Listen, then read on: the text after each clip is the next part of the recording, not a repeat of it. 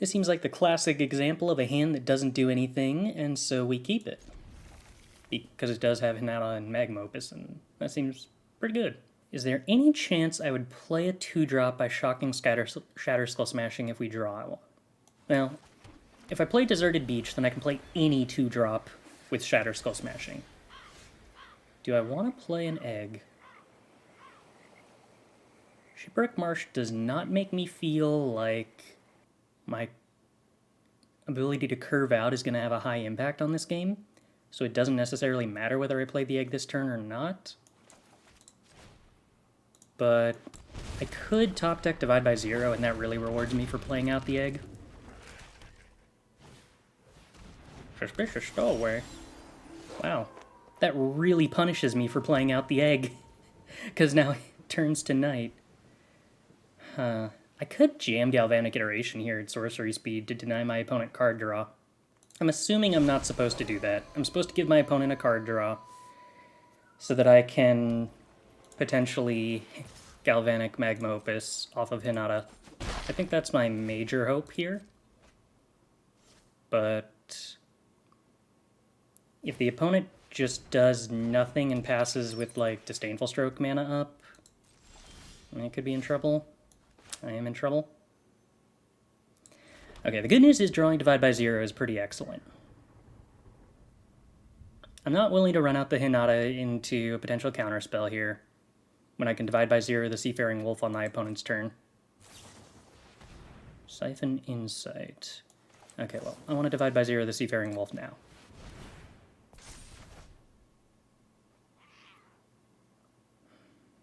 I think I'm willing to snag Teachings of the Archaic in this spot. Howdy, folks. Resto Kiki, Zurizi Soul. Nice to see y'all. City Stalker Connoisseur. That's actually pretty annoying at getting rid of Magma Opuses. Yeah. Smoldering Egg is interesting, though. Now I'm threatening to transform a lot of these, which I presume is going to be annoying for them. Wow, did we really only draw 2 there, not 3? My opponent had 5, I had 2. Oh, it's 4 or more? Meh, rude. And unfortunately, drawing a bunch of Galvanics is not useful right yet. What did you get with Siphon Insight, opponent? Okay, not Hinata. That's the start. And they remove the eggs, presumably. Yeah, okay. Well, all treasures used. That's something. Okay, unfortunately the Galvanics are really not useful right now. Which means my life total is about to be in a dangerous spot.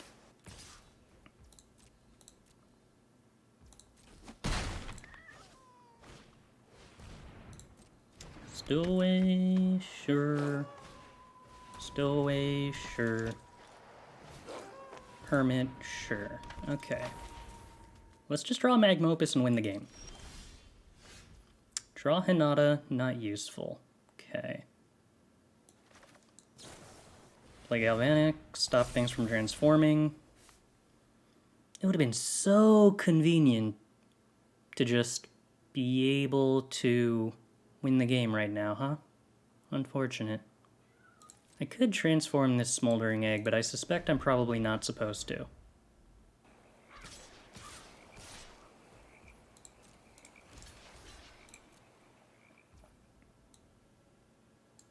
Opponent gets to loot more.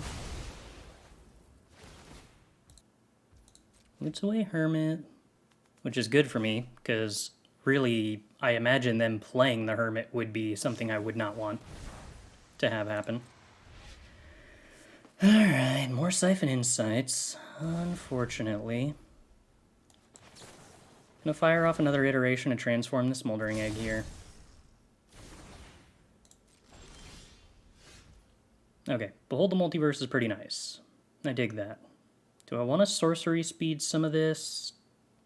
Yeah, I think so. Galvanic. There's not a lot of point in targeting the Hermit since they're just going to sack it to counter a Behold anyway.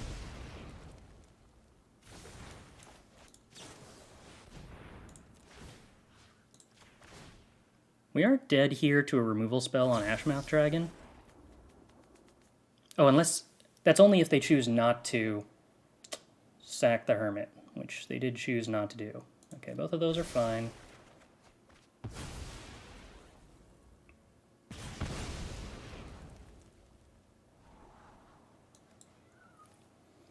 I think I keep the untapped red source and try to draw Spikefield. Not actually sure if Spikefield is in the deck anymore, but...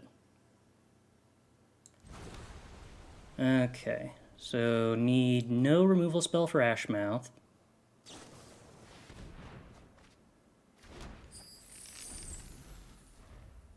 Treasure doesn't help. Do I get to block the Hermit? No! They don't attack! Okay, that's a really good sign. That means they can't kill the Ashmouth. I think I'm actually, like, favored from here? No, no. Me took for lethal. I suppose I'm not favored against that. I was favored if I got to untap, but that was about it. Yeah.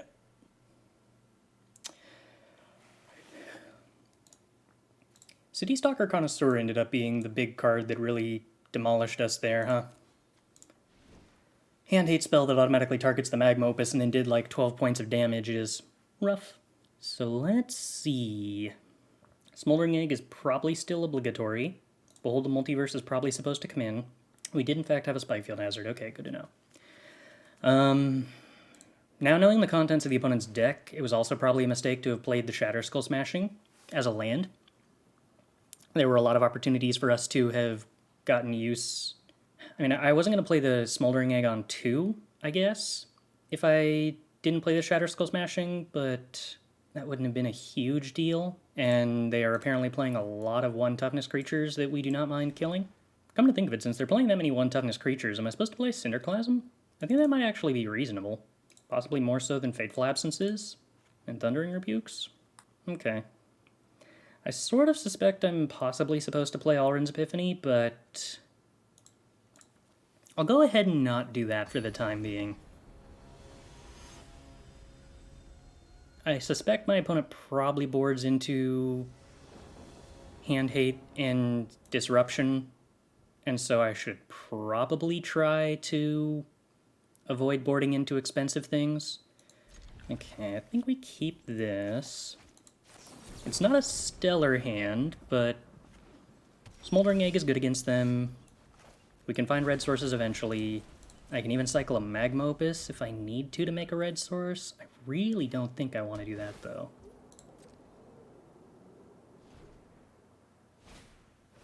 Stowaway. Okay. I mean, I can Fateful Absence that, which just really isn't very exciting. I don't think this is a matchup where I can afford to throw stuff away like this, but I feel like I am sort of obligated to stop that Suspicious Stowaway from transforming, which means playing Smoldering Egg. I have, like, no way to recover from this hand. I could just Fateful Absence the Stowaway, which kind of sucks. But potentially gives us a chance to just draw a red source. I think I'm supposed to develop the egg. I feel pretty behind here, though.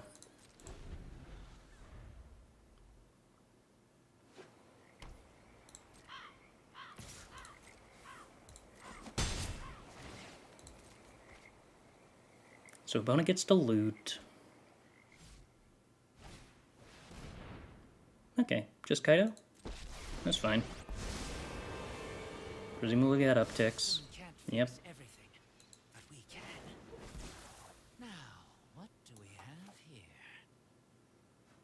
So this phases out on my turn. Think I just gotta ping the Stowaway then?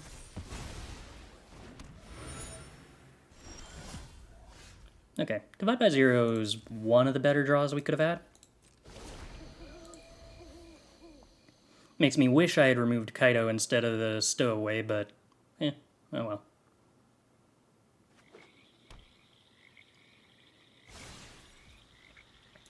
Opponent's free to attempt a bunch of looting. City Stalker Connoisseur can go back to their hand.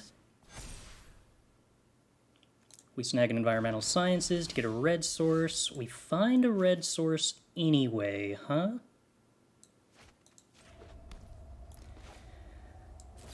Okay, I think that means in the interest of just removing as many things as possible, I'm supposed to Galvanic this Environmental Sciences, draw 2 cards, and remove their Planeswalker and board.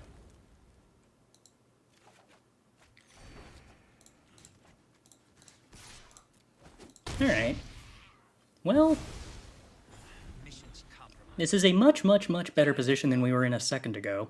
We're still behind, but it's a much better position.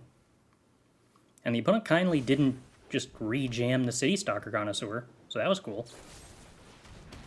We killed the dragon, but we kind of already got more value out of it than I would have expected.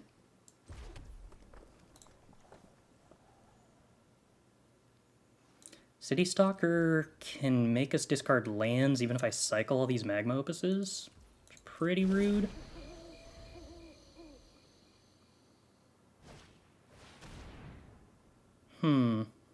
Okay, that sucks.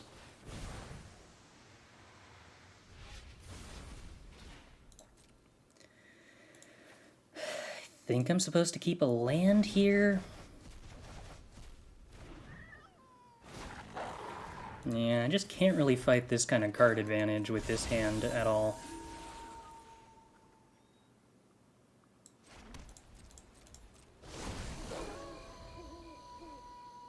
How am I supposed to do that? Have more expressive iterations I can board into, perhaps? Is the next best card advantage option that I could try to board for?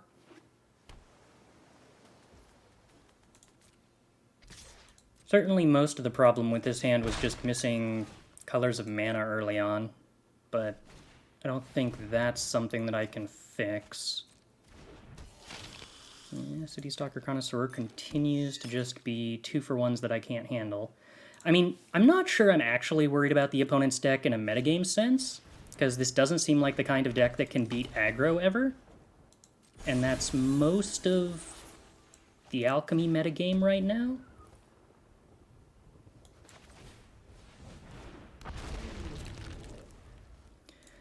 Unfortunately, this time around we drew all the Magma Opuses early, which is like the worst possible thing against a discard deck. Which means we can't top deck them.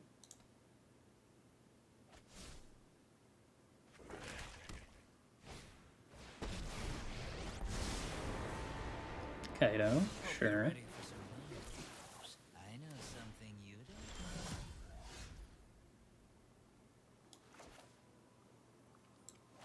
Alright, opponent, do you have counterspells, presumably?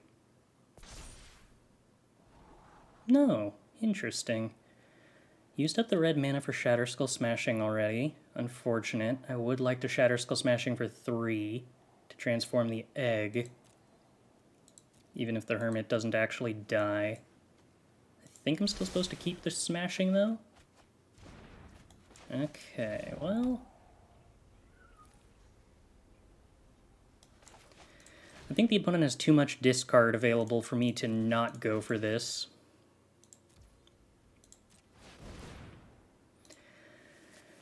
It's important to do this for 2 so that if the opponent wants to cast a card draw spell that costs 3 mana, they can't.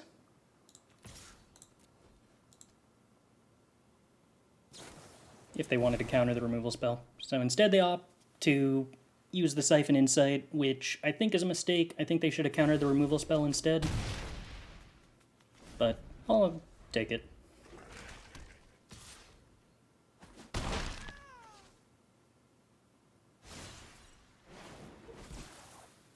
Opponent still kind of has, like, infinity card draw that I can't really do anything about. I mean, I could top deck the final copy of Magma Opus, but it's going to be a lot harder this game than it was last game. And we didn't even succeed at doing it last game.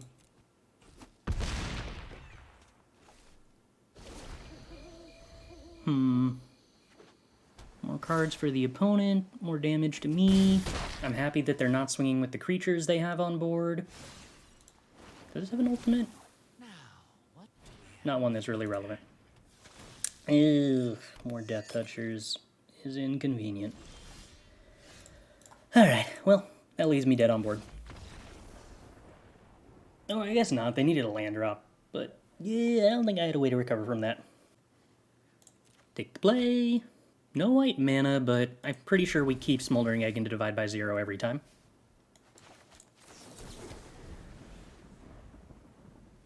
We don't have a payoff for Hinata just yet. So it's possible I'm supposed to Divide by 0 and get card draw, rather than Environmental Sciences to fix my white mana. But then again, my opponent is emptying their hand pretty fast. But on the other hand, while my opponent's emptying their hand very fast, I'm sitting here with a Smoldering Egg that doesn't care at all. So I guess that's cool. Righteous Valkyrie. I'm probably supposed to take things slower and actually get value out of the Jwari Disruption. I don't really need to jam the Divide by 0 on curve here.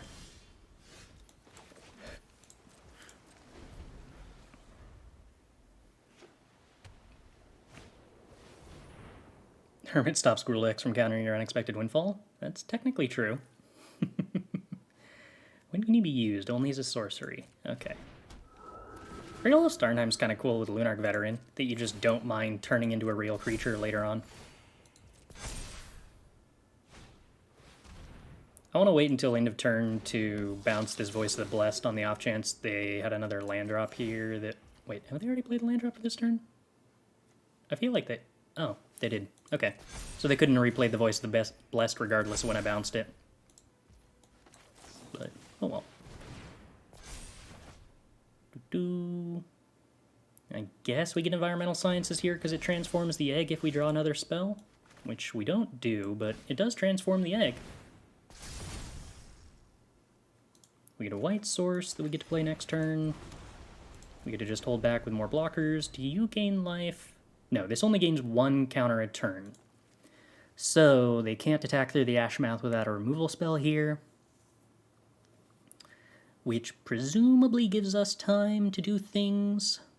Having now had 2 games in a row of kind of awkward amounts of not card advantage, I'm sort of wondering if I want one more Behold in the main deck, or possibly some Expressive Iterations. So maybe like a 1 or 2 of. But could just be that that's small sample size creeping in. Righteous Valkyrie. Yeah, that was the worst possible card they could draw for me.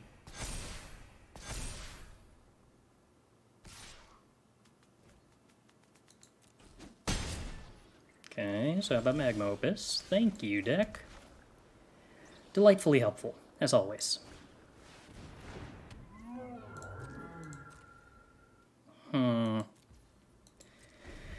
Now, unfortunately, I can only do 5 damage to the Righteous Valkyrie in this spot, which means I might have to take an uncomfortably large hit. Or I might just have to tap down their stuff and just hope to top deck into a removal spell for Righteous Valkyrie. Could I take this hit in some way? I don't think so.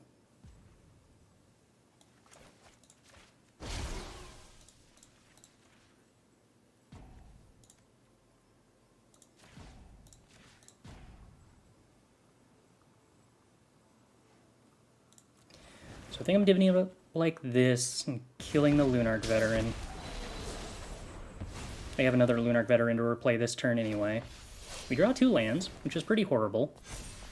We needed to actually draw something useful.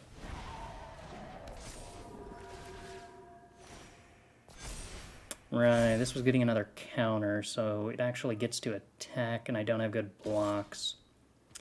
That's not great. Alright, can we draw something relevant? No. No, we can't. Huh. Okay, so chump block, block, take 10. That's unexciting, but okay. And definitely turning out to lack for card advantage currently.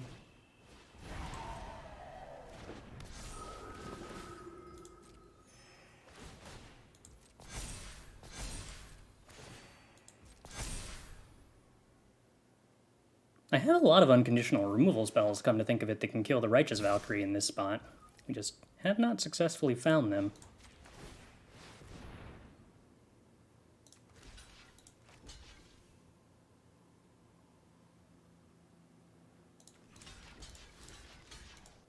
Wait, what did I tap down last turn? Did I tap down the Righteous Valkyrie?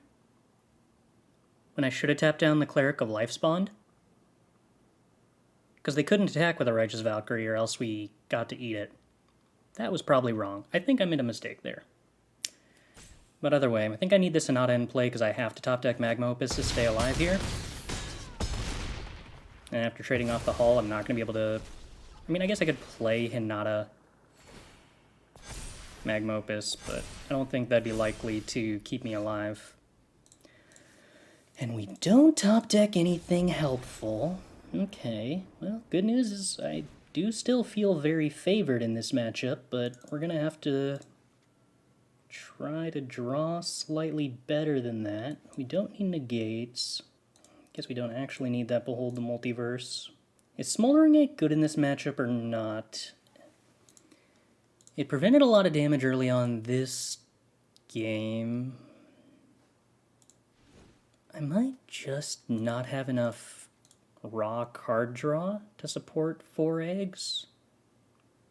I mean, 3 Beholds, 4 Multiverse, or 4 Windfall, 4 Opus, and Galvanics should be a lot of card draw, in addition to Divide by Zero plus Teachings. No, I feel like the lack of card draw that we've been experiencing over the last 2 games really is more variance than actual representative of the deck in any way.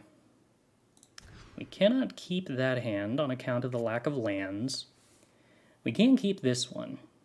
This is functional. Okay, we get to keep it. We get to lead on Hall. I suspect I'm unlikely to Thundering Rebuke anything here. Whoa. Nope, nope, nope. Didn't mean to click that button. Okay. No. No. Don't want to edit any videos right now. Okay.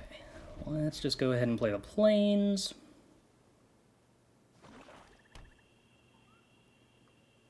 Oh, I suppose I should have played the Riverglide Pathway, on the off chance I drew a tap land and wanted to just Thundering Rebuke something at sorcery speed.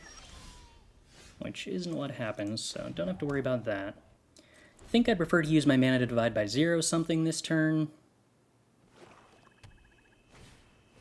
Sanguine Brushstroke. Do I care? Huh. I could choose to divide this Brushstroke, or I could divide the Life Spawned instead. Life Spawn prevents more damage right now, but then I don't have anything to Thundering Rebuke anyway. Well, I mean, I guess I could Thundering Rebuke the Blood Artist. I kind of feel like I'm probably just supposed to divide the Sanguine Brushstroke. I don't honestly know if the Cleric's deck actually exists, or if Sanguine Brushstroke is good in that list. To be entirely honest. I'm not confident in either of those things. Take the Mountain. Thundering Rebuke the Cleric. Pass the turn. Hope we draw Hinata or card draw.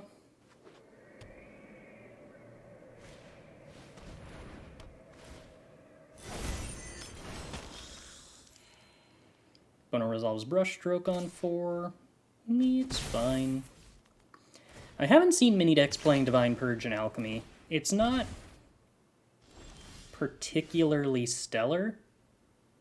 Yeah, this is yet more of those situations where we have just completely failed to find card draw, and Divide by Zero hasn't actually succeeded at the role of being capable of tutoring card draw either, because the opponent's deck empties their hand pretty quick.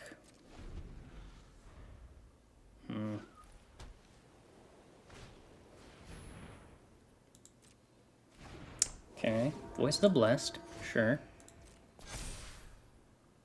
I could Galvanic Fateful Absence here to clear up the Voice of the Blessed and the Blood Artist. I really would prefer not to do that, though. I think I just cycle Magma Opus so that we're closer to casting the other Magma Opus off of a Hinata.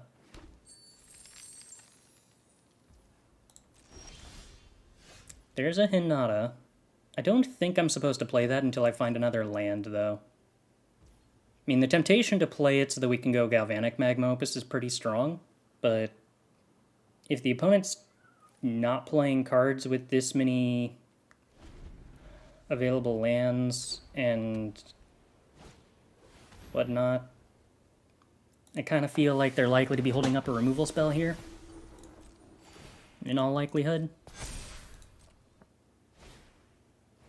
Skyclave Cleric. Okay. Well then...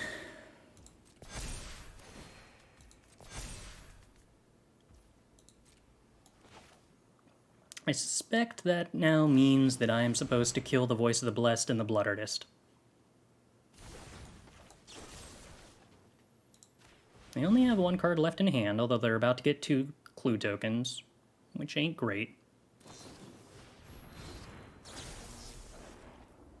So they did in fact have Valorous Stance. Yuck. Okay. So now I need to draw an untapped land. Oh, and they get the clue token anyway. Gross. And we draw a Hinata, which doesn't do anything. Okay, well...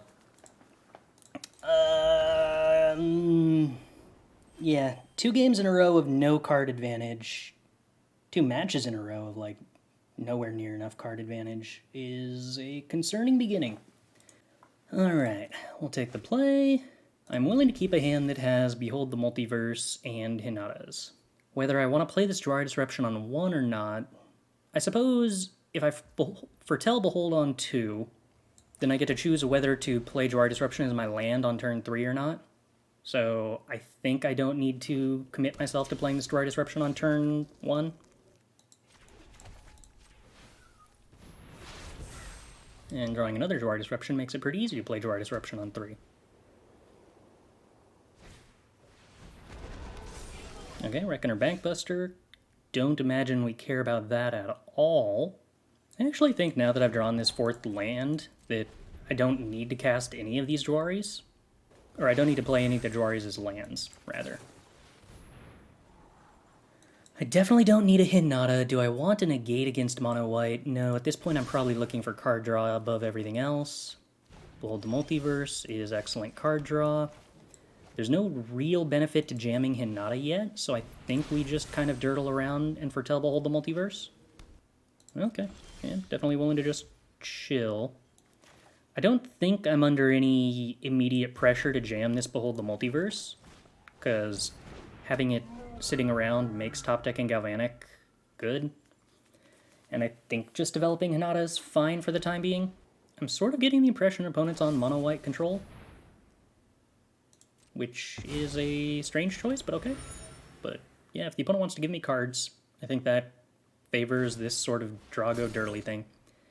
I gotta say, I can't think of any cards that I am of the opinion synergize less than Reckoner Bankbuster and Fateful Absence. Because Reckoner Bankbuster is the slowest card ever, and Fateful Absence is only a good card if you assume it doesn't matter how slow your opponent is. Which, yeah, I don't know. Not convinced on that one. That was a mistake. Was supposed to play that on literally anything other than white. Alright, well, we're not going to play the Hinata then. I kind of want to wait until I can cast 3 Behold the Multiverses before I do any of this Galvanic nonsense, because I think the opponent's deck just cannot beat that. But can't play Hinata and hold up 2 Jwari Disruptions because I played that Pillar Verge on white, so we won't bother. Bankbuster plus Cathar Commando is a 4/4 clock on turn 3. Yeah, that requires you to play Cathar Commando, and like, I don't think that's a good card though. Dinky Keyboard. Howdy to you too. Okay, now we get to like draw infinity cards, right? That'd be cool. That would be cool. I actually kind of wonder if I should just play Divide by Zero and Jwari Disruption up, empty my hand a little bit before I go ham on this Behold the Multiverse plan. I'll be sort of disappointed if the opponent has another Fateful Absence that they just fire off here. I mean, I guess I can Jwari Disruption that, but then I can't really Divide by Zero or removal spell on their turn quite so easily. Yeah, they do. Alright.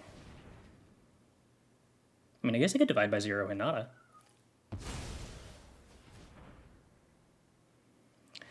Drawing infinite cards does... Wait, how? Oh, the treasure. Sure.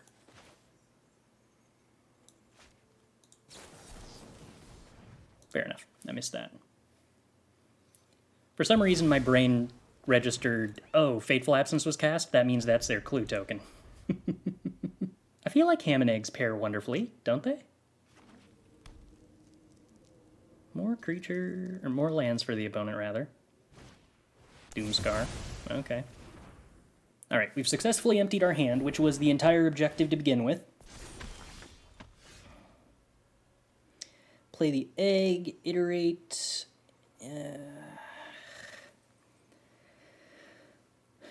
I feel like I'd like to play the egg here and still just continue taking it slow on the Behold the Multiverse plan.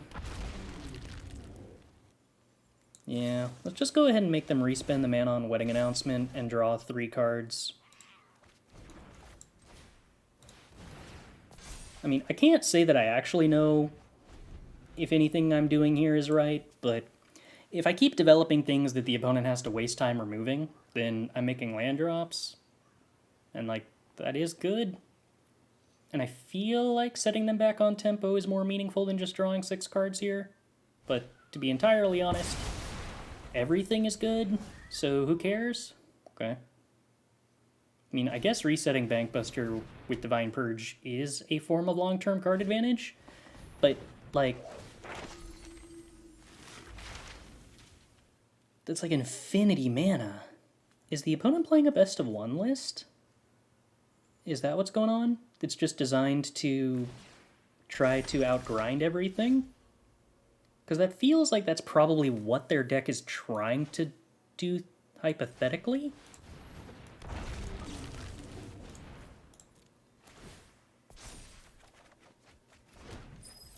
Alright, we do get to make more land drops. What's the red arena logo on the Divide by Zero card? It means that it's a rebalanced version for either Alchemy and or Historic.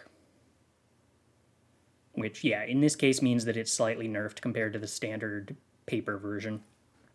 Yeah, so the opponent's free to exile my Smoldering Egg if they want to.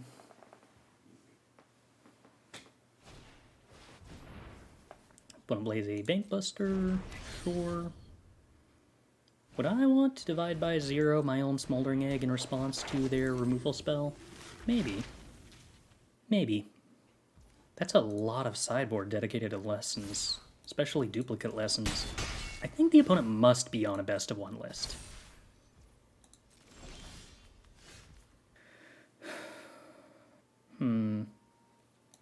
I guess I'll end up doing this at sorcery speed because I don't want to discard an Unexpected Windfall. I think I want to discard this Stormcarved Coast, but I don't want to miss this land drop either. Alright, so we're just going to draw 6 and kill everything and then be like so incredibly far ahead that nothing matters.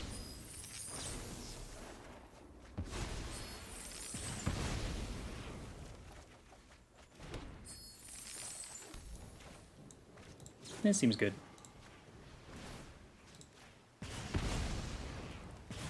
Now, presumably our Ashmouth Dragon mostly gets killed here. I wonder if I could have killed the opponent. It's entirely possible I could have killed the opponent. I didn't bother trying to count if I could kill the opponent. I think I got like 2 Dragon Pings there, which meant I could have done 5 more damage to their face, put them to 11. Windfall is 9. Leaves us with 6 mana. Nah, I can't cast 5 spells with 6 mana.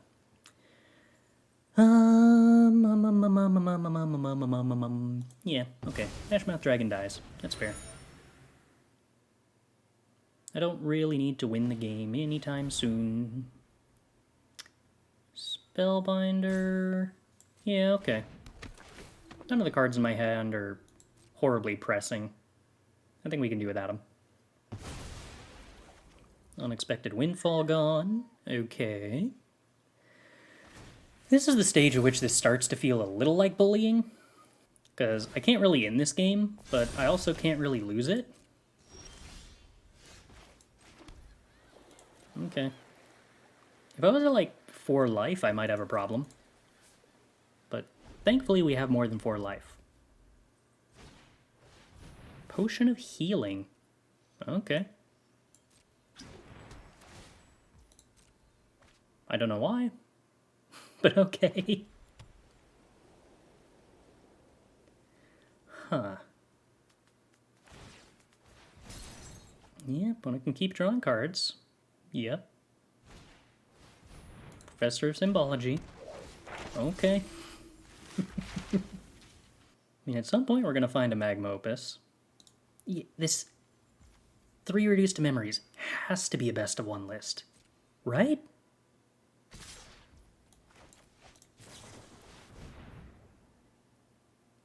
Right? 2 Smoldering Eggs? Ooh, spicy. Except that the opponent does have 3 reduced to memory, which actually does make the Smoldering Eggs sort of awkward. I'd rather find a Magma Opus, if I'm being entirely honest. Alright, let's just go ahead and Windfall. We definitely have Magma Opuses in the deck. I'm sure we'll find them eventually, but I guess for the time being I'm taking this damage. I feel like my Smoldering Egg is probably a Plague Wind at this point.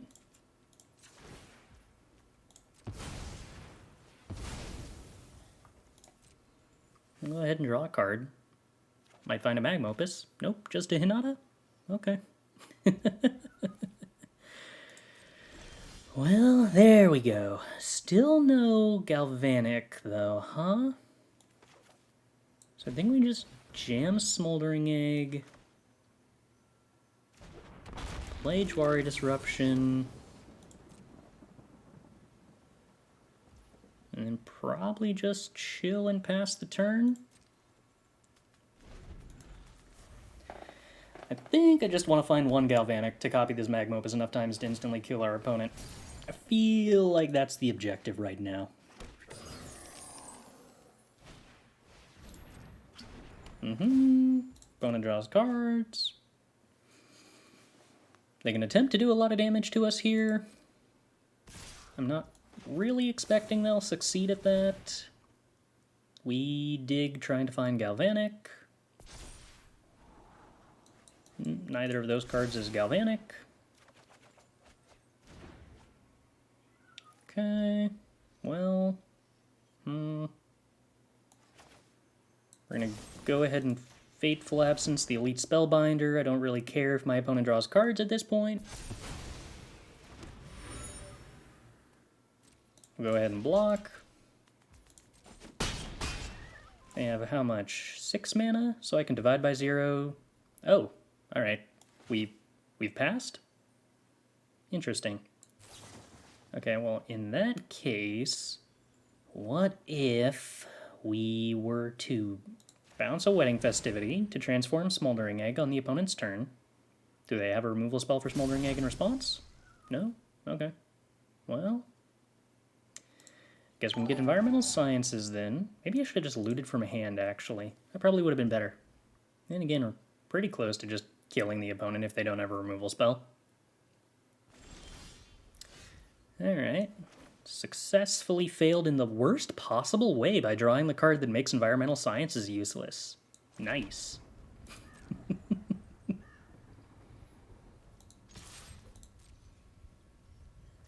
Alright, let's see how cheesy we can get this victory to be. Alright, I would like to... Wait. Okay, 8-3, 8-2. Okay.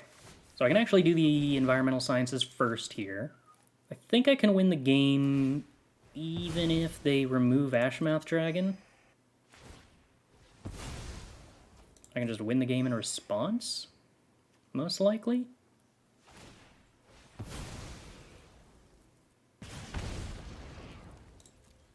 decline.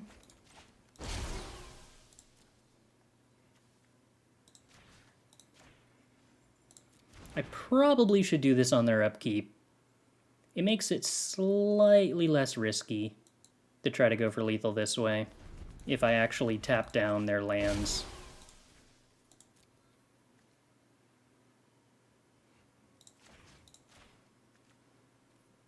Because I could still theoretically fizzle here, if my draws are actually just abysmal. I only need to draw, I think, like one castable spell. Huh, okay. They chose to animate the cave I'm tapping down. And then crewed the Reckoner with creatures that weren't getting tapped. Okay. There we go. That works pretty well. Okay, so let's kill the opponent then.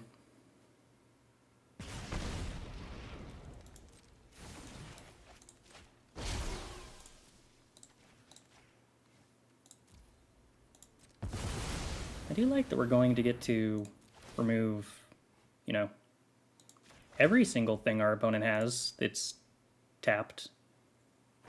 Or, well, exists, I guess actually is the more accurate term. Oh no, that's not true. I'm not going to get to tap the field or the treasure. Oh no. It's unfortunate. Oh hey, more Magma Opuses.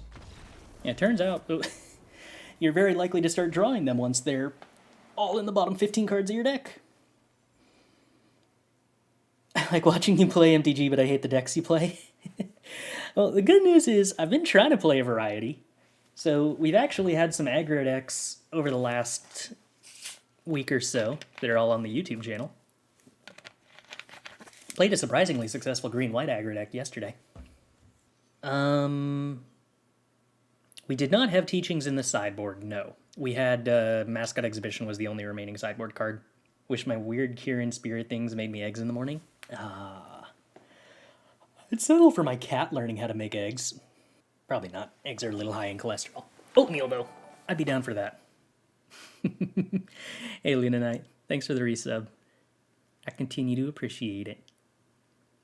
Okay, well, mono white, so slow. I kind of want to play A-Alrund's Epiphany. I kind of don't want to play Negate.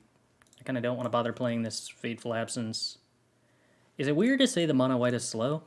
But, like, I don't know what I'm playing against, so... Oh! So opponent, they're playing Potion of Healing to try to maximize the Divine Purge replay value so that everything they play has an ETB that they can repurchase. It's a cool concept. It's probably just kind of, sort of slow. I'm happy you've been enjoying yourself. Yeah, we can jam this.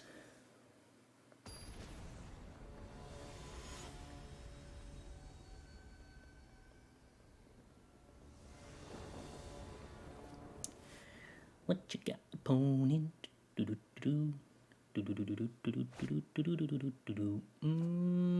Okay. It's kind of a dicey hand, given the mana base, but who am I to complain?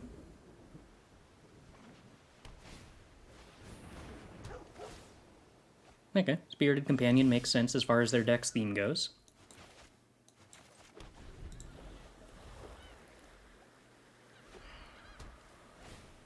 Definitely a little concerned that I might have too many tap lands, given how much this deck absolutely needs to be able to do something on turn 2, between all the Behold the Multiverses and Smoldering Eggs.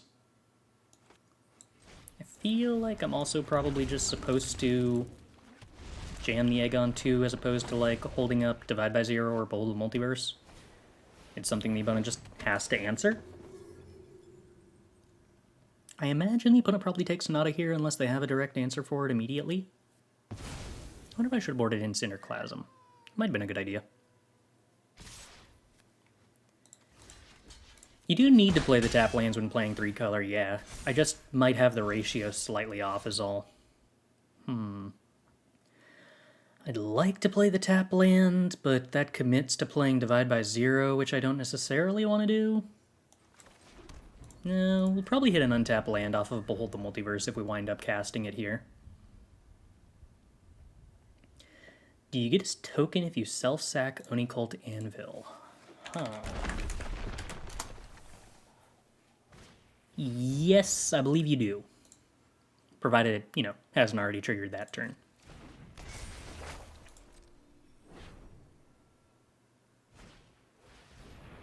Okay, well. Restoration like Ganjo makes a lot of sense in the opponent's list. They have a lot of value 2-drops. But I'm beginning to see why they put so much space in their sideboard for learn cards. Since their game plan is all about recurring 2-drops over and over and over and over and over. And I can just take this. I don't need to Divide by Zero or Elite Spellbinder or anything. Magma Opus. That sounds fun. A-Alrund's Epiphany also sounds like a lot of fun, though. But I kind of need land drops for the time being. Okay. Okay. Alright.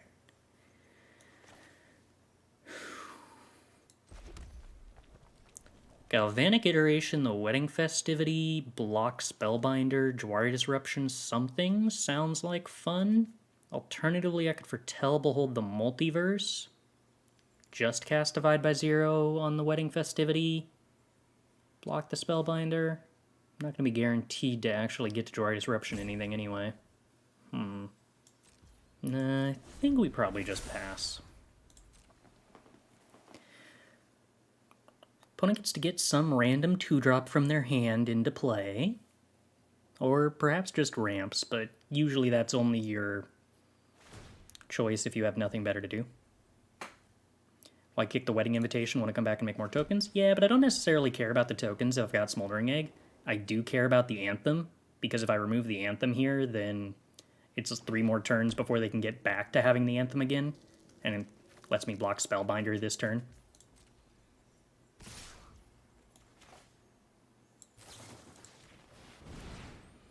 If they get around that by removing my Smoldering Egg in response here, then I do get to Jwari Disruption the Anthem on the way back down, which is cool-ish.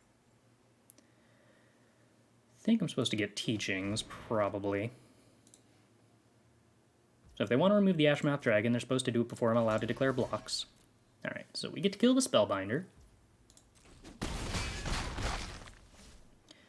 Hey Chris, currently in top 600, think it'll hold till reset or will I get rank decayed out? How many days do we have before the season ends?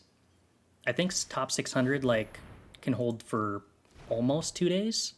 5 days, definitely not. I think you'll probably be at a top 1200 in, well, so the rate of decay gets a lot higher because it's a function of how many people are playing and trying to pass you, and a lot more people play at the very end of the season. So it might hold for 2 days right now. I don't think that it will hold for the last 2 days. Oh yeah, especially if the last 2 days are on the weekend. Definitely extra then. Okay. I don't want to spend mana Beholding the Multiverse, but unfortunately because of that Foretell, I can't actually play Teachings here. I mean, I could Foretell Behold the Multiverse and then Teachings, but then I'm tapped out, and that's sort of annoying. But it does draw 2 cards, and I do like drawing 2 cards. I do like drawing 2 cards a lot. Alternatively, I could just cast Behold the Multiverse, I suppose. But then I don't have a 2-mana Behold the Multiverse on Foretell. Yeah, let's just go with this. Which of these am I supposed to get rid of? I'm assuming putting Spirited Companion in the graveyard is slightly better because it doesn't give them a Spirited Companion to recast off of Divine Purge, which I'm assuming they don't sideboard out because their entire deck is built around Divine Purge being okay with them.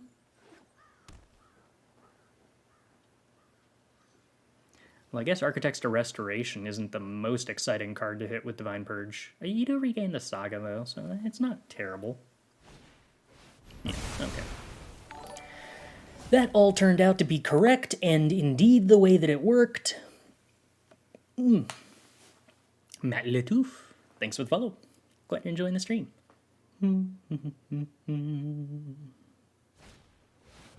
Alright, big expensive Restoration of Iganjo.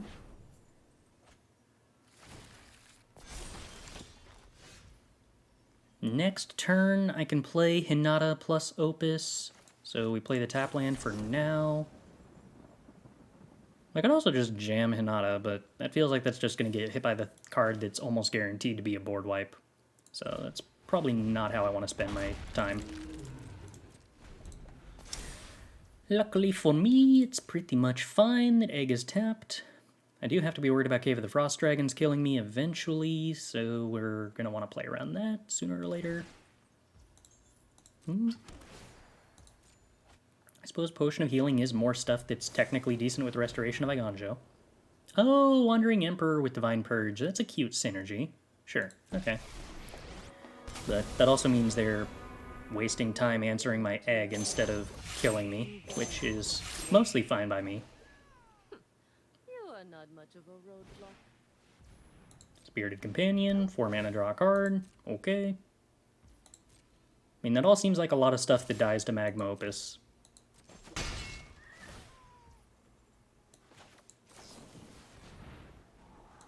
Don't really need lands right now. Would like to draw a regular Hinata that doesn't cost extra so that I could Galvanic Magma Opus.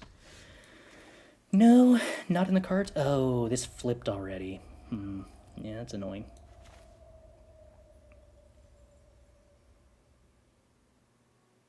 Alright, well. We do what we can.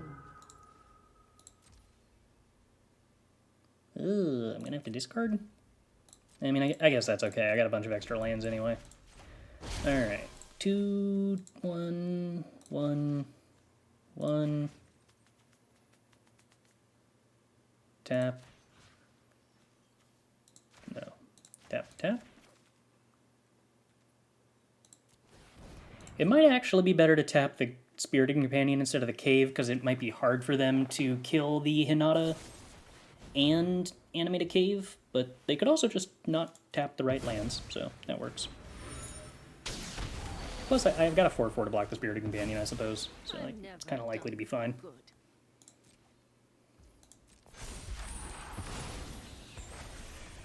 Alright, Restoration of Iganjo flips, which makes it probably not the greatest time for them to use a board wipe anymore. We have more eggs. Yep. My opponent's definitely playing a lot of cards, it just... Oh, why did I think that these were dying? I definitely should have tapped the Spirited Companion.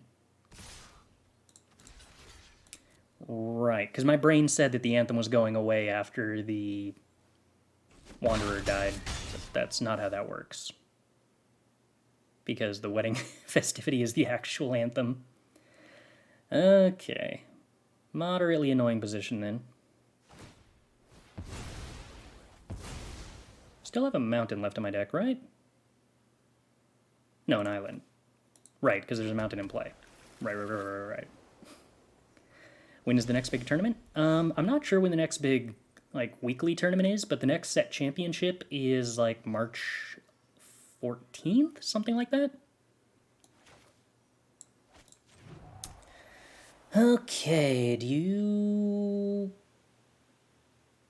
do not make the creature inter-attacking. Okay. So I can play a Smoldering Egg, and then Galvanic Divide by 0, and, like, I don't know, something else. Oh yeah, there's also the Arena Open this weekend.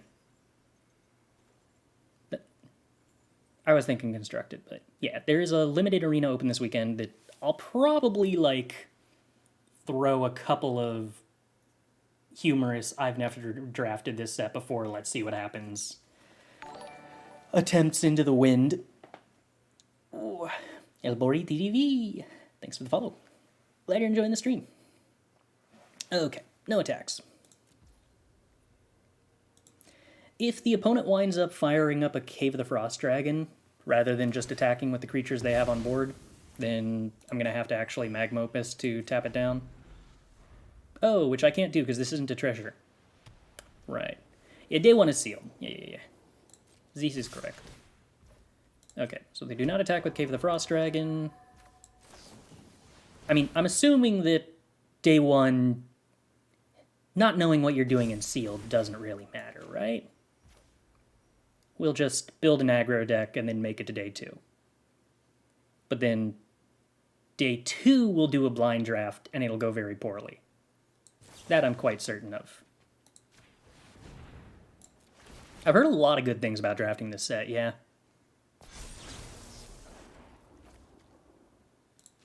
Yeah, this deck does have, like, all 4/4s up and down the board. The entire deck is just 4/4 city. Yeah, let's just get rid of the Jwari Disruption. Galvanic, I mean, that's sort of helpful, but what I actually wanted was a Hinata. I guess I get to draw one more card. That's cool. We do get to Galvanic Magma Opus next turn, though, so that'll be fun. Yeah, it's fair. We can't make multiple attempts at drafting. We only get the one. More wedding announcements, but they don't get to make 1/1s. They only draw cards, and who cares about the opponent drawing cards?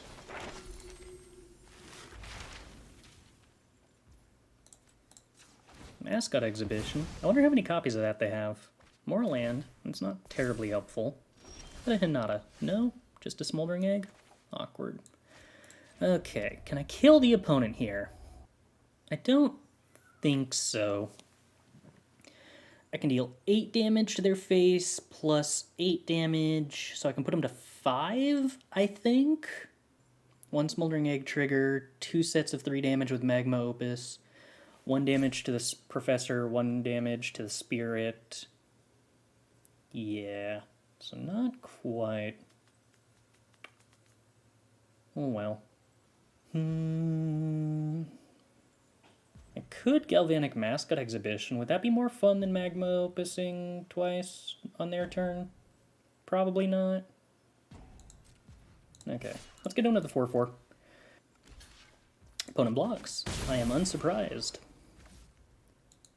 Pass to their turn, see what they do. Presumably discard the land and get back a 2-drop? Yes. This is what they do. Opponent draws more cards. Opponent fires up a Cave of the Frost Dragon. And a Wandering Emperor. Okay. So now what? Do we remove the 4/4? Do we give something ++? No? Okay. Alright, well, before attacker's opponent, I got some stuff I want to do. Namely, I'd like to see if I can kill you. So we're going to go with 2 damage here. No.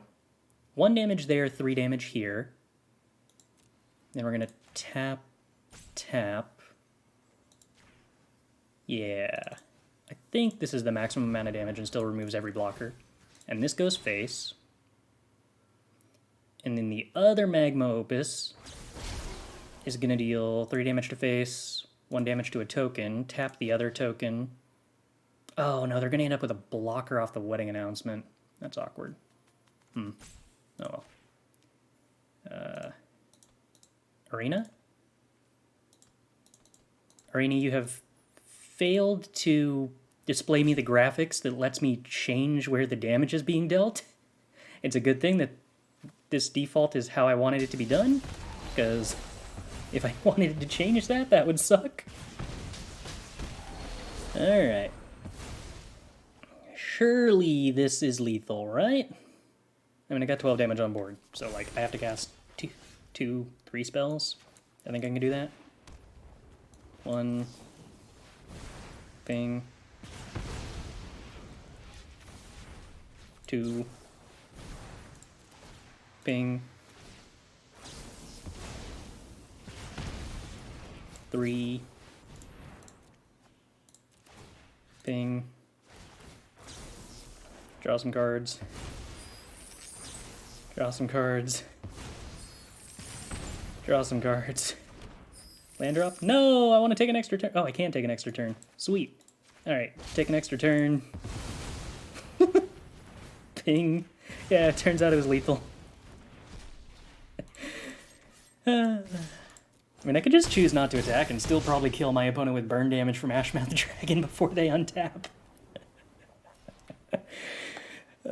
Killing the opponent with 10 Ashmouth Dragon triggers sounds like a fun time. Maybe I should have gone for that. Okay, I'm willing to keep this. It's awkward without red mana, but we do get to Surveil Behold on 2. No, not Surveil. Foretell Behold on 2. And then cast it on 3 to try to find red mana. I love my opponent not doing anything. I also love drawing an untapped red land, so I can just play the Smoldering Egg instead. Synthesizer. Okay, so some kind of red-black sacrifice deck, by the looks of it. What's that? A Shambling Ghast? Okay. This Jwari Disruption is kind of awkward, or was before we drew an untapped land, so I don't have to care about trying to play it this turn to curve out better. Now we just get to do Divide by 0 stuff. Anvil should be a pretty interesting deck for this to play against, because it's not like I've got life gain or anything. Okay. Well, they're an Epicure. Sure. This is admittedly not the greatest deck for Divide by 0 to get played against. Not too many things that I'm interested in bouncing here. Bloodtithe Harvester. I guess that's probably the card that's most worth bouncing. I mean, I could get value from Jwari Disruption here, but I'd rather dump more mana into Flipping Egg, I think. I'll go ahead and take Sciences, I suppose.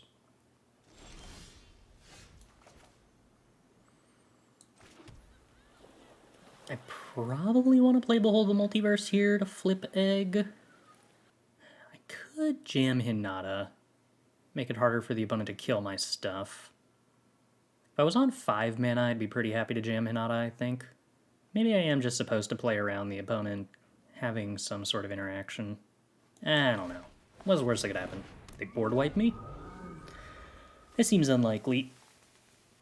Does Soul Ripper take crew 2 or crew 1? I'm assuming it's probably crew 2. It is 2? Okay. And that makes it harder to crew with most of the 1-drops, doesn't it? Anj. Okay, cool. That doesn't seem like a card I care about. Magma Opus, on the other hand, seems like a fun card to draw. Alright, how are we going about this? I think we are going about attacking with Hinata. Stopping on the opponent's upkeep. I want to spend 4 mana on Magma Opus. What's the easiest way to do that? Ability rights. Okay. Presumably that gives the opponent a treasure. Yes. So if I want to cast it for 4 mana, I need to deal 3 damage to something and 1 damage to something else? That's actually basically perfect in the amount of damage that I wanted to deal anyway, right?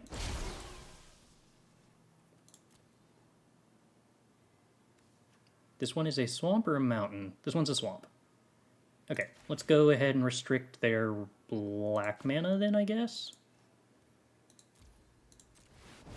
Okay, so that results in the Smoldering Egg transforming, and then we get to kill the Anj with a Jwari Disruption at some point on this turn if our opponent obliges us by casting anything.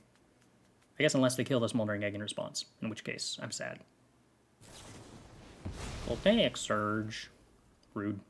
Okay. But we still have a 4/4 to block the Anj with, so having dealt damage to it is still accomplishing something. Okay, more Jwari Disruptions, that's fine. Behold the Multiverse is card draw for the time being anyway. Opponent does have a treasure. kind of interesting that they chose to prioritize removing the egg over the Hinata, presumably because they think that they might be able to kill the Hinata with the Blood Tithe Harvester, whereas the egg just kills the Harvester. Windfall, huh? I mean, that is a good card. Is that better than doing something with Behold the Multiverse? Probably. So Blood Tithe Harvester kills Hinata, then Anj attacks. It's moderately annoying. Alright, let's start with Unexpected Windfall, discarding Environmental Sciences, then see what else we draw into. Draw into a Magma Opus, which, like, is pseudo-useful, I suppose? I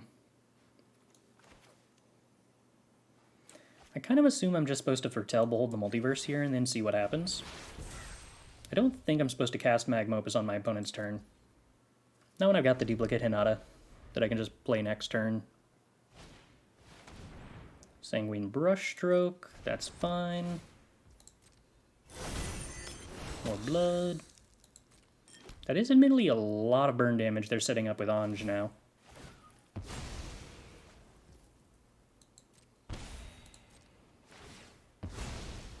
Which means I'm going to be obligated to kill this Anj, I suppose. I don't currently know quite how to do that the most easily.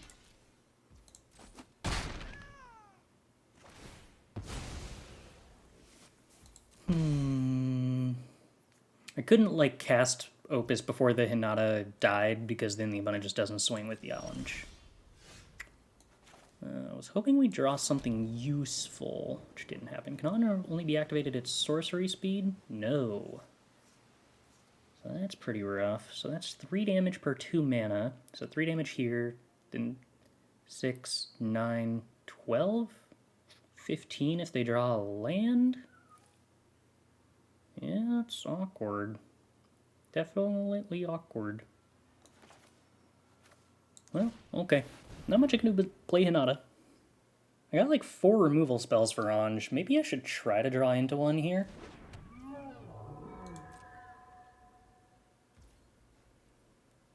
I'm assuming I'm going to pass, because if the opponent doesn't activate Anj, that's fine. So I'm going to get priority when they do, which they do.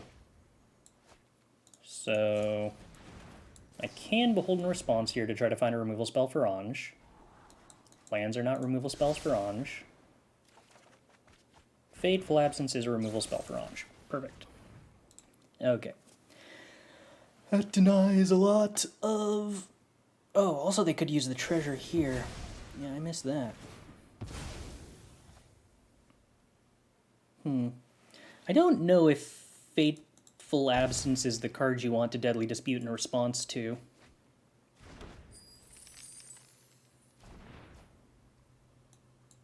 Like, we're gonna get a treasure anyway. But, okay. So we got Galvanic plus Magma Opus if our opponent decides not to kill the Anj. They have 7 mana to work with. We have 2 Jwari Disruptions. So most removal spells succeed here for them. Although even if they remove the they remove the Hinata, as long as I don't spend any treasures, I can still Galvanic Magma Opus next turn. Meat hook for 4.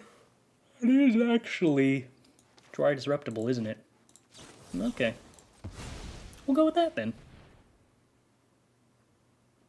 Because that also conveniently gets rid of our opponent's treasure. Oh no, I forgot about the treasure. Oh wait.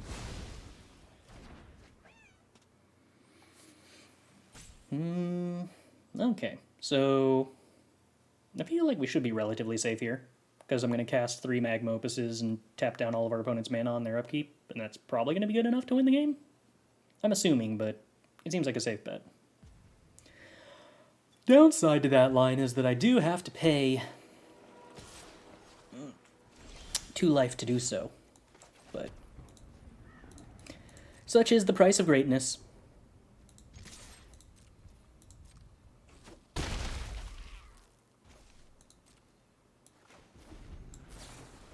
Ooh. You want to kill Hinata in response to this opponent? No? Okay. You want to kill Hinata in response to this opponent? Oh, I don't have to pay that much life. Sweet, because I actually have 1 extra mana than I thought I did. So I don't have to choose 4 targets for the damage. Radical. Okay. Pingity, pingity, pingity. Oh, do I still have to pay 1 life? No, I can choose Blood Artist as a target for the... Oh, no, I am going to have to pay 2 life. Yeah. Okay. No, 1 life? I'm going to have to pay 1 life. Yeah, I think the way this works is I end up paying 1 life.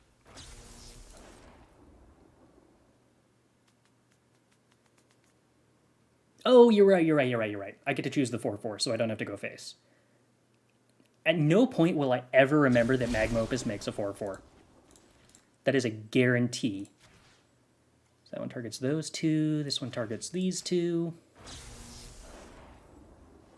I still can never seem to change how much damage gets dealt to my opponent if they're a target, which is a problem.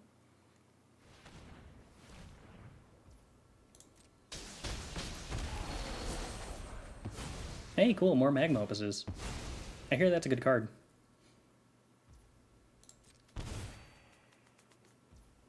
Okay.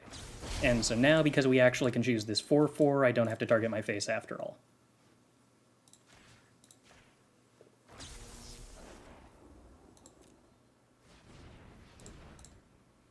Alright, that resolves. And then the next one resolves. And the opponent can't board wipe me because we're in their upkeep.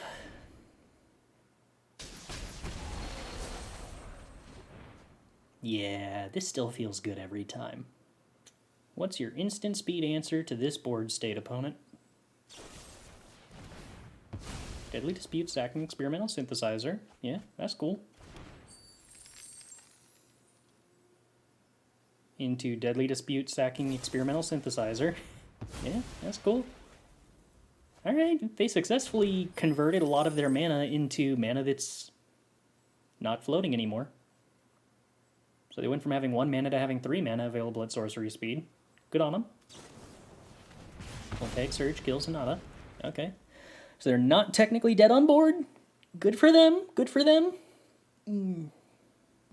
So I do have the ability to deal 4 to their face and also tap 2 blockers. And then they get a land drop. Alright. Look at how much mana they're making. I'm impressed. So we discovered that you don't have to click in the right order. It does let you switch which targets have what damage assigned to them in situations where one creature is being assigned 1 damage and another creature is being assigned 3. But something about the interface glitches out, and when you're targeting their face, the little icon to change the amount of damage that's being dealt specifically to the player just doesn't show up sometimes as a glitch. It has not actually mattered yet, but it is concerning. It might matter eventually. Anyway, I'm going to hope the opponent can't kill one of my creatures with a treasure. Because if they can Fatal Push me, I die. Well, I probably don't die, but I might die. Have I played the Rakdos deck? It has so many moving parts that I suspect it could be great in the hands of a practiced expert. I have not built one of these Rakdos sacrifice lists yet, but I am actually kind of interested in it. It seems like an interesting sort of deck. It very much is like a historic food list, or almost bordering on a modern Jund list, with the amount of card advantage on 1 and 2 drops that it plays. It is an interesting list. Okay, red-black. I'm probably supposed to play Cinderclasm, and I'm probably not supposed to play Negate, and I don't know if I'm supposed to play Smoldering Egg or not, to be entirely honest. I can probably, like, trim Smoldering Egg. I don't know. I mean, they're kind of an aggro list. I mean, I guess they've got, like, Infinity 1 and 3 power attackers. It probably makes Divide by Zero fine. I don't know. I don't know what else to cut, though, if we're not cutting Egg. I suspect the red-black list is probably going to be awkward into the current metagame of standard decks, if not, like, properly built. I suspect too many people are going to try to build it as a mid-range deck first, when it should just be an aggro deck first, and a mid-range deck as a post-board plan. Because if you want to beat Jeskai lists, you have to be aggressive. I'm going to assume the opponent can board into being faster and cut a Behold the Multiverse as a result.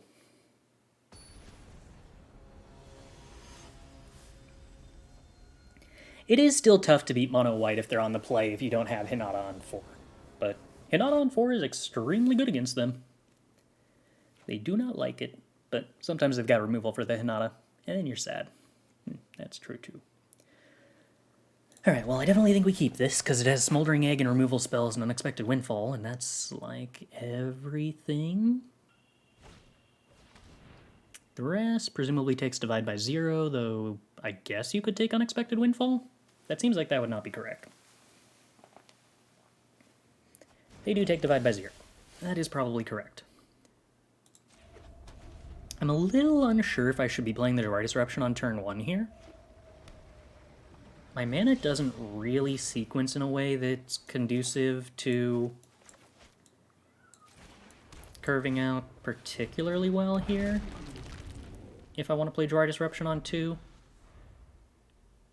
I guess it works out, actually. Never mind. Ooh, they hit the Oni Cult Anvil, but lack the mana to play it. Yeah, that is one of the flaws of living and dying by your top decks. I'm half expecting my opponent to play the burn spell, sacking Experimental Synthesizer to attempt to kill my Smoldering Egg here. In which case I get to Fateful Absence the Smoldering Egg in response. No, they go with Experimental Synthesizer instead. Okay, looking for land drops, I presume.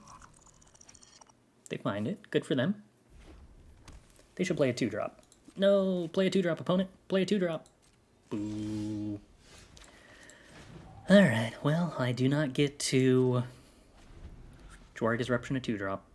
I am going to get to Unexpected Windfall, though, and that usually feels good. Opponent plays an Epic here. Okay. I don't suspect that matters too much.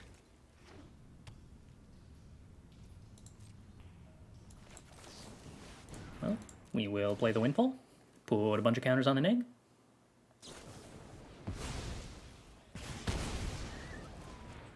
Pretty sure that if it's correct to play Synthesizer in the deck, then your whole deck is wrong? No, I think Synthesizer actually is probably a good card in an Oni Cult Anvil deck.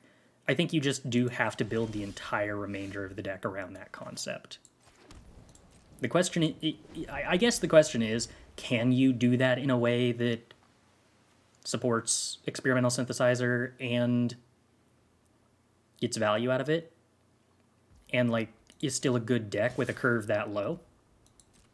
But I think the opponent's probably most of the way there. I mean, to be honest, we could take a look at trying to build something like that ourselves and see if it's not horribly bad. Maybe that'll be what we do next. Boop. Alright. Draw more cards. We'll find something useful eventually. Some sort of Magma Opus.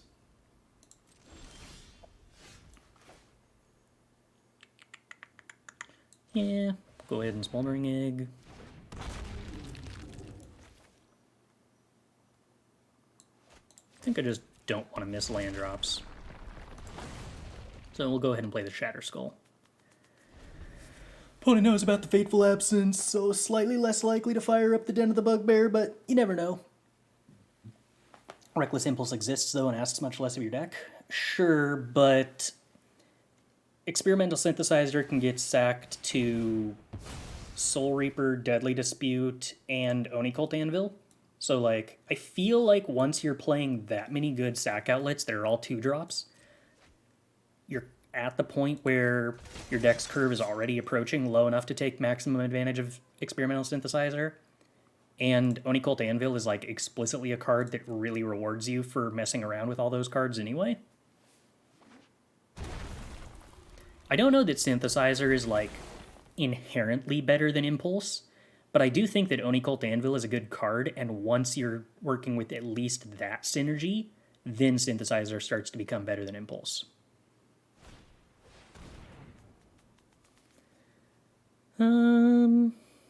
Yeah, I probably should just Jwari Disruption that.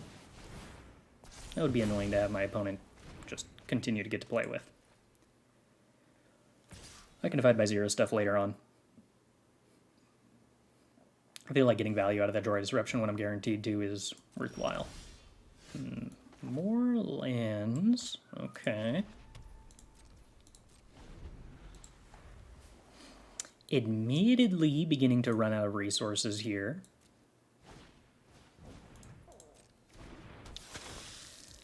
More lootability for the opponent. What did they loot away with the first one?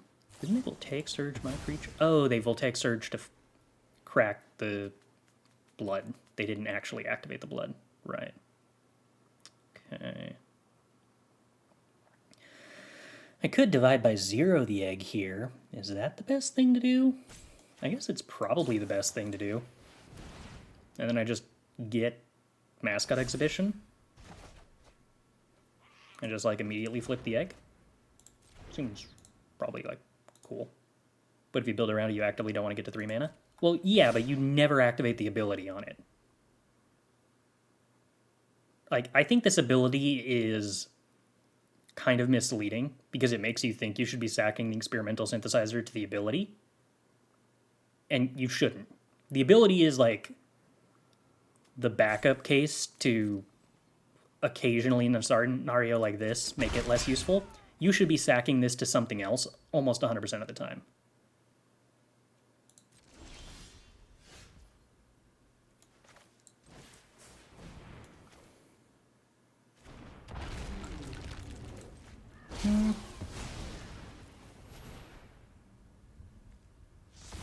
I feel like, yeah, you still do want to get to like 3 mana normally, because your deck starts to not necessarily be about casting 1 spell a turn. You still end up with a deck that's like all 2-drops, but can take advantage of 6 or 7 mana a turn because it's just drawing that many cards. Yeah, admittedly, the Meat of Massacre is kind of annoying. Creature and opponent. Okay, well, I mean, I guess I'm removing my own stuff here, because I want to make a clue token and stop them from doing 1 damage to me. And I guess deny them 1 life gain. Although, maybe I didn't want to do that in pursuit of being able to kill the lands. I guess Cinderclasm fixes that. Am I supposed to hold the Jwari Disruption? I feel like I'm not supposed to hold the Jwari... Oh, I have Unexpected Windfalls, so yes, that's a reason. So if they fire up Den, I get to Cinderclasm. If they fire up Hive, I have to Fateful Absence. If they fire up Synthesizer, they hit a land. Okay, Cinderclasm clears out this token at the same time as a creature. So we really hope they fire up the Den. That'd be the most convenient for me. Hey, Nerdy Steve. Thanks for the raid. How'd the stream go?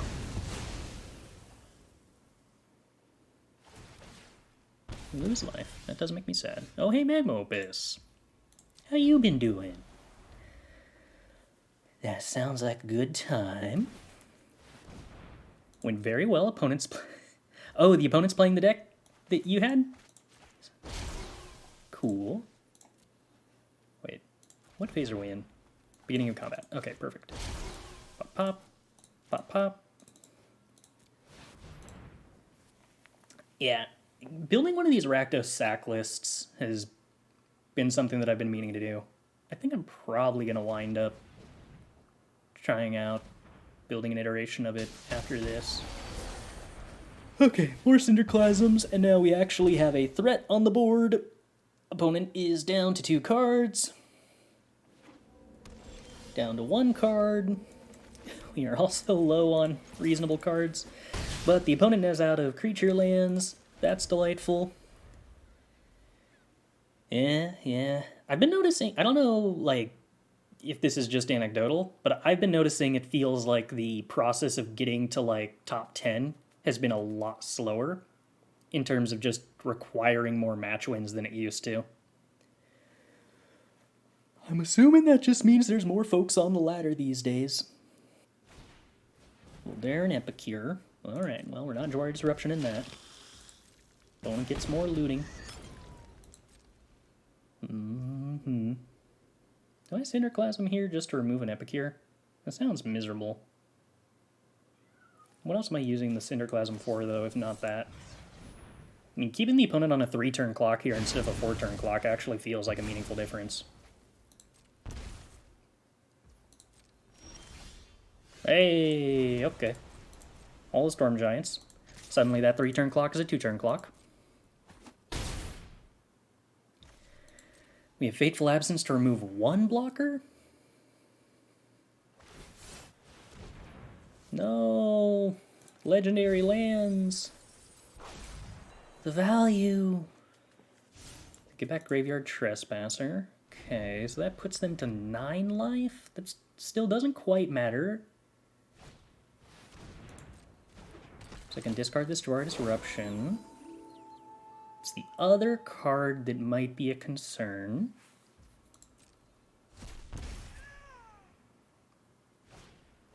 It's also possible to remove the 75% expected win rate cap. Now, what does that mean? Oh. I get to make an extra blocker. No.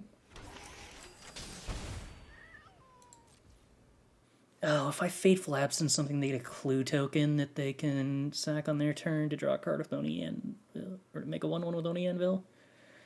That sucks. 10 life, so they have to block one of these. Oh, I hate this. But I'm pretty sure I have to make them force the chump block here. Put me down to 4. Let's just draw a removal spell for Trespasser, huh? That'd be easy. Is that good enough? Yes. Yes, that is just good enough. Cool. Alright. We did it. We found lethal before we died.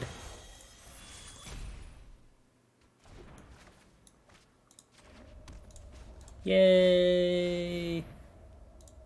Oh wait, I have enough mana even without the land drop? Oh, okay.